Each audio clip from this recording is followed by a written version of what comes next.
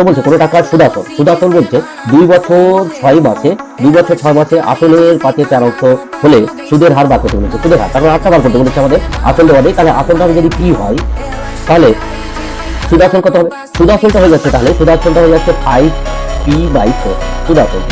তাহলে সুদ কত হবে? i কত হবে? তাহলে সুদ মানে হচ্ছে সুদাসল মাইনাস আসল, এটা হচ্ছে সুদ। তাহলে এটাকে আমরা যদি লসাগু করি এটা হয়ে যাচ্ছে 4, তাহলে এটা হয়ে যাচ্ছে 5p - 4p। আশা করি বোঝাতে পারলাম। ইকুয়াল টু হয়ে যাচ্ছে p/4, তাহলে সুদ পেয়ে গেলাম।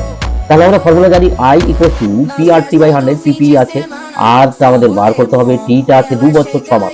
2 বছর 6 মাস মানে কত? 2 বছর 6 মাস মানে হচ্ছে 6/12 বছর।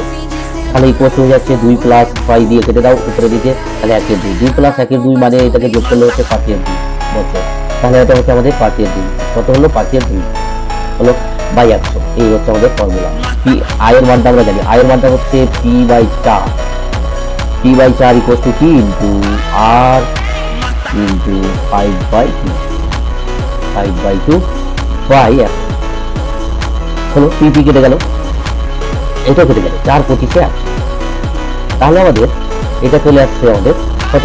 এটা এখানে হয়ে যাচ্ছে তাহলে সমীকরণটা সমাধান করলে এপারে 1 হলো আর এপারে হয়ে যাচ্ছে তাহলে 5r/2 × 25, 2 × 25। এটা আমাদের 5 দিয়ে কেটে যাবে, 5 এ 5 এ 25। তাহলে আমাদের হলো 1 = r/10। তাহলে r = কত? তাহলে কোন গুণ করে নাও, তাহলে r = 10। তাহলে কত পার্সেন্ট? 10%। তাহলে সুদের হার হয়ে গেল আমাদের 10%।